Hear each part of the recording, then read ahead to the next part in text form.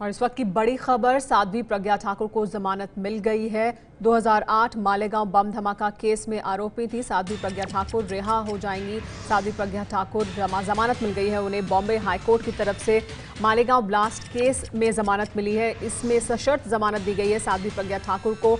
लेकिन साथ ही आपको ये भी बता दें कि कर्नल पुरोहित की तरफ से जो जमानत की अर्जी दी गई थी उस अर्जी को खारिज कर दिया गया है। लेकिन साध्वी प्रज्ञा ठाकुर को सशर्त जमानत दे दी गई है 2008 मालेगांव बम धमाका केस में। बॉम्बे हाईकोर्ट ने जमानत दी है। इस पूरे मामले में एनआईए की तरफ से ये कहा गया था बॉम्बे हाईकोर्ट में कि एनआईए को कोई आपत्ति नहीं होगी अगर साध्वी प्रज्ञा को रिहा कर दिया जाता है, जमानत दी जाती है। इस पूरे मामले में वकील क्या जानकारी दे रहे हैं, साध्वी प्रज्ञा ठाकुर को किन शर्तों के आधार पर जमानत दी गई है, किस आधार पर जमानत दी गई है, सुनिए।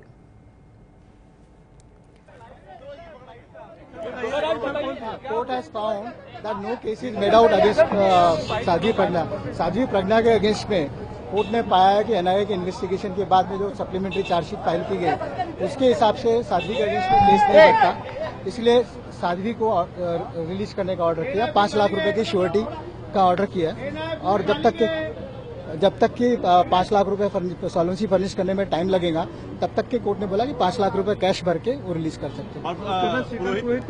श्रीकांत पुरोहित के उन्होंने रिजेक्ट किया, उनके रीजंस पता नहीं है क्योंकि उन्होंने ऑपरेटिव ऑर्डर प्रोनाउंस किया श्रीकांत पुरोहित के। सर, एक सवाल यहाँ पर आता है कि वही ट्रायल कोर्ट ने साध्वी प्रज्ञा सिंह की जमानत अर्जी खारिज कर दी थी और बॉम्बे हाईकोर्ट ने मंजूर कर दी, तो इसमें क्या बदल गया या फिर इसमें क्या प्रगति हो गई? कि सर, इसमें एनआईए की जो चार्जशीट जो थी, एनआईए ट्रायल कोर्ट का जो ऑर्डर था, ट्रायल कोर्ट ने ऑर्डर जो किया वो एनआईए की चार्जशीट को नहीं कंसीडर करके वो पास किया था।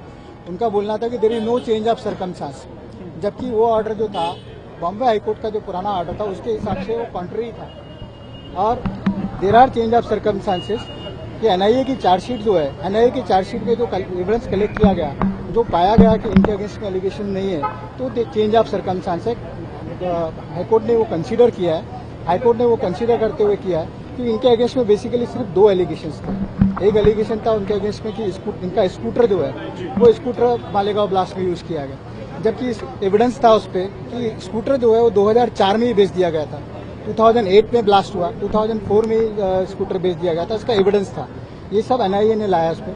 देन देयर आर एलिगेशंस कि जिन्होंने भोपाल और फरीदाबाद 2 मीटिंग्स में पार्टिसिपेट किया। इनका बोलना था कि फरीदाबाद में जो हुआ मालेगांव ब्लास्ट का पूरा कॉन्स्पिरेसी रची गई, लेकिन there was absolutely no evidence of her participation in Faridabad meeting, और भोपाल मीटिंग में ऐसा कोई कॉन्स्पिरेसी की बात हुई नहीं थी करके। Barring that there was absolutely nothing against हर।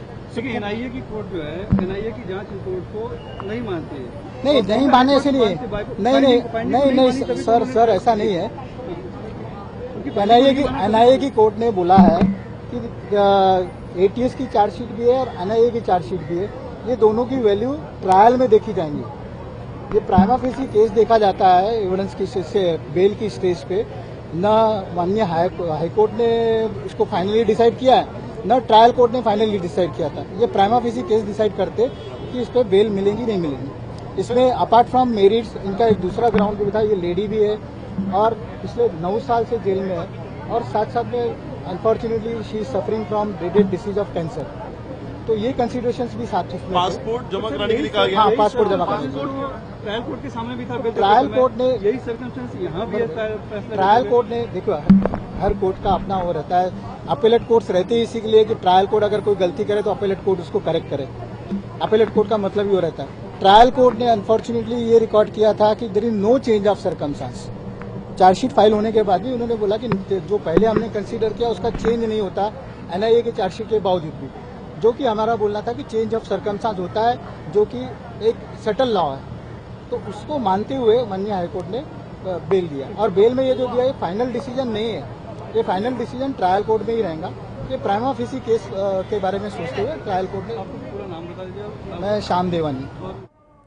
तो साध्वी प्रज्ञा को जमानत दी जाएगी, रिहा होंगी साध्वी प्रज्ञा ठाकुर। 2008 में मालेगांव में जो बम धमाका हुआ था उस केस में जमानत मिली है साध्वी प्रज्ञा को।